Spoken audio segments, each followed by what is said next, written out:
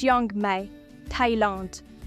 Une chaleur à faire fondre une tongue en pleine rue, des scooters dans tous les sens, et là, au milieu du chaos tropical, Nono. 60 ans, la silhouette d'un porte-manteau, un t-shirt qui colle, une casquette noire vissée sur le crâne et des lunettes noires aussi larges que son passé de mythomane.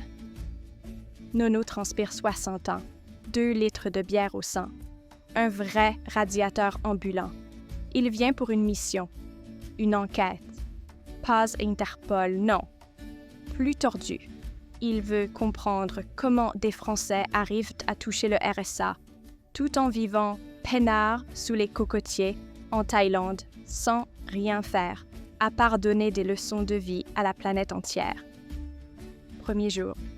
Il s'installe dans une auberge, ventilo en panne, matelas aussi fin qu'un pancake.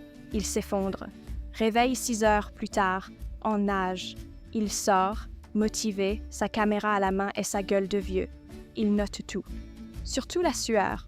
Mais très vite, un détail l'intrigue. Ici, personne ne bosse. Enfin si, mais pas vraiment. Tout le monde a un projet. Faire plein de vidéos qui brassent de l'air comme celle de Nono.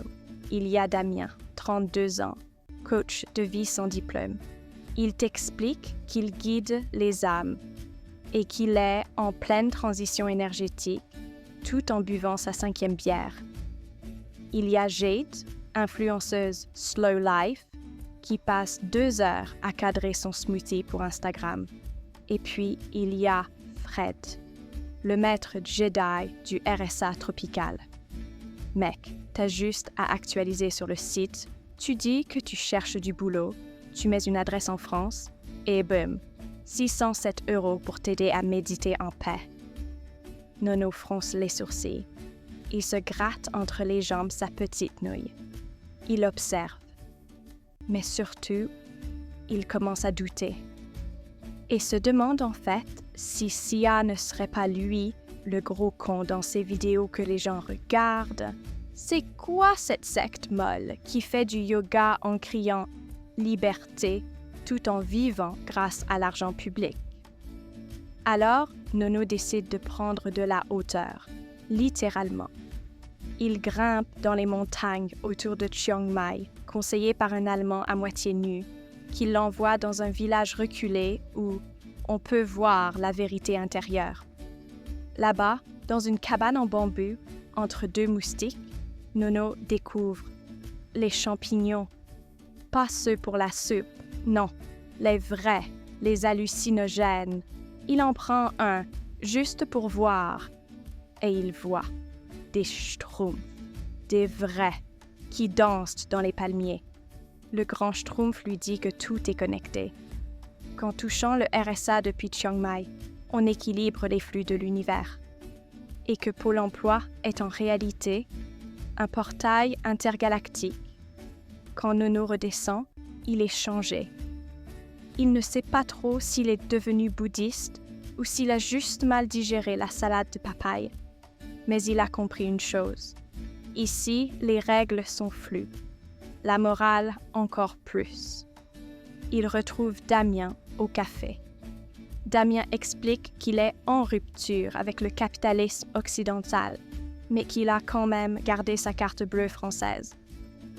Nono demande « Mais tu vis de quoi ?» Réponse « De la gratitude de l'univers et du RSA, mais surtout du RSA. » Le lendemain, il croise 2 jeunes qui organisent une retraite de pleine conscience dans un Airbnb à 90 balles la nuit.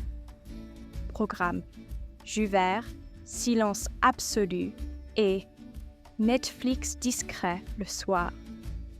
Et pendant que certains fichent la réalité, Nono, lui, la regarde droit dans les yeux, à travers ses lunettes dégoulinantes. Peut-être qu'il les envie un peu. Peut-être qu'il se dit que, lui aussi, il aurait pu profiter du système. Mais au fond, Nono est un autre genre de voyageur. Il n'a jamais vraiment été sédentaire. Il ne comprend pas qu'on vienne s'exiler pour faire semblant de bosser, pour simuler une quête intérieure, tout en planquant un petit virement mensuel venu de France. Alors, il note tout. Il voit tout. Il soupire. Et il termine son enquête, assis sur une chaise en plastique, avec un soda tiède à la main, en regardant les schtroumpfs s'éloigner lentement dans le ciel du soir. Nono vient de comprendre, je ne pourrai jamais devenir un grand enquêteur, parce que mes vidéos, c'est trop de la merde. Je vais devoir rentrer en France pour aller travailler, et je ne pourrai plus continuer à faire du blablabla sur YouTube pour des teubés qui ne comprennent rien à la vie. Car à Chiang Mai, entre 2 palmiers et 3 gourous autoproclamés, tout le monde cherche la même chose. Un peu de paix, un peu de Wi-Fi et, si possible, un RCSA discret, bien au chaud, à 10 000 km des impôts.